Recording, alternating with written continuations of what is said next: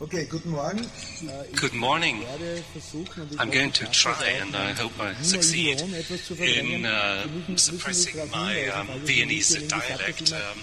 If I don't succeed, then I'm sorry, sometimes I lapse back into the vernacular, and I like talking, but you might hear sort of certain couleur from Vienna, which is a bit strange for people in Hamburg, but a lot of people like to hear my Viennese dialect, and they don't understand a lot, but they think it's very charming. But let me know. So let me say a few words about myself. Some of you know me. I was a member of Scientology for 28 years, from 1974 to 2002, and I celebrated my 60th birthday this year, and so it was the half of my year that was spent with Scientology.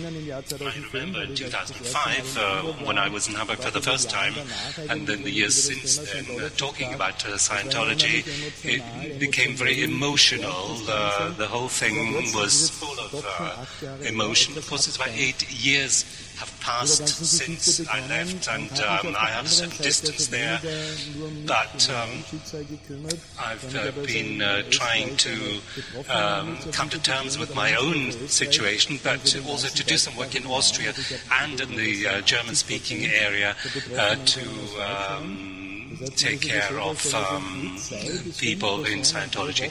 And about 80% of these come from Germany. So I have a lot of people contacting me, and if I have been able to accompany 2 people who defected from Scientology, then this is a huge success.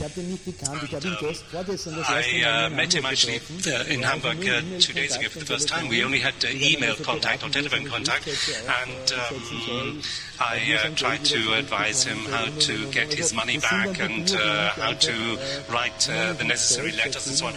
And this makes me very proud on the one hand. On the other hand, what the previous speaker also said, we're talking here about information. This means that on the one hand, as we've heard, there are certain fates involved by those involved, and there's the wide public who really don't know very much about Scientology. They don't know what's what. Not saying this just for the fun of it, but in the past 2 years we have started with this discussion on the prohibition, which we talked about yesterday. Perhaps you're not aware of this in Germany, what's been going on in Austria, and I must say in the beginning I wasn't really in favor of prohibition. My children said that perhaps I was on the wrong tracks, but I was slightly in 2 minds about this, and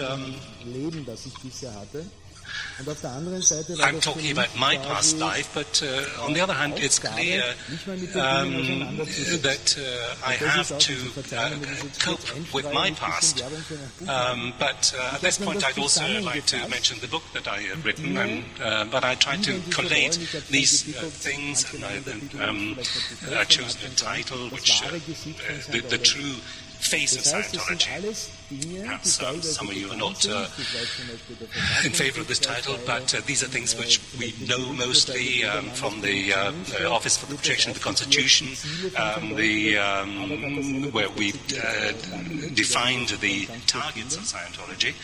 And this brought me to try to put this into words and images, and not simply to translate excerpts from other people's work, but I've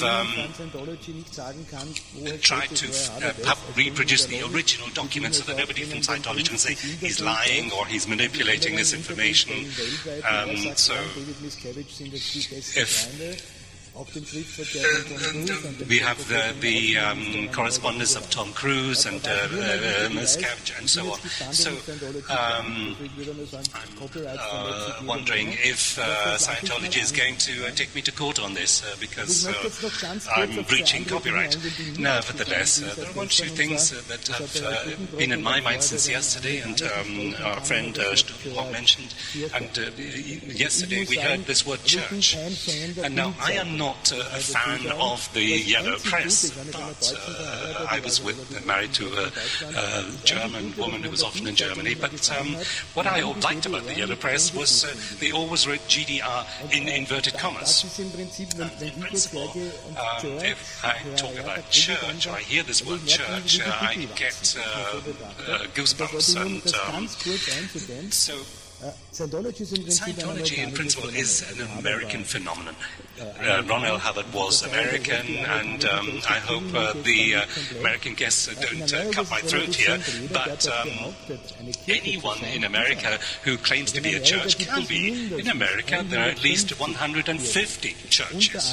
Among them, the Church of Satan.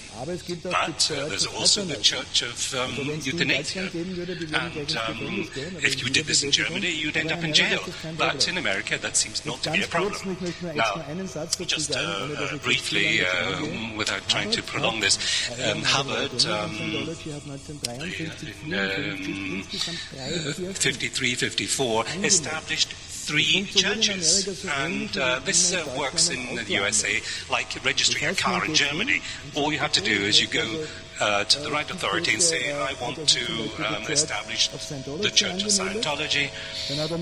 Then he also registered the Church of Spiritual Engineering, and then also, to be sure, he founded the Church of American Science.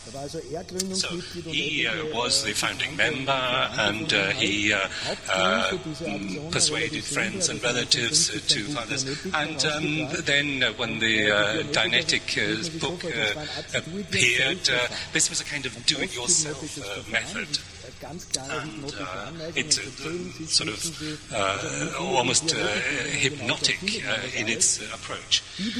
And people who were not happy about this were the psychologists and psychiatrists, because they saw that the whole thing was crazy from the beginning, because he was promising people that you can do this for yourself on a park bench. And then we came up with this homo novus concept of the new man, and more the psychologists and psychiatrists, the American Medical Association, were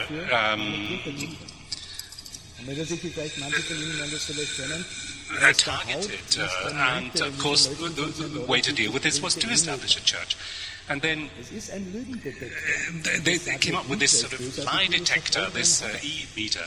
And L. Ron Hubbard wrote this in various passages that this is in fact a lie detector, similar to the instruments used by the police. But I must say, when somebody says to me church, well, you know, I start getting a bit nervous.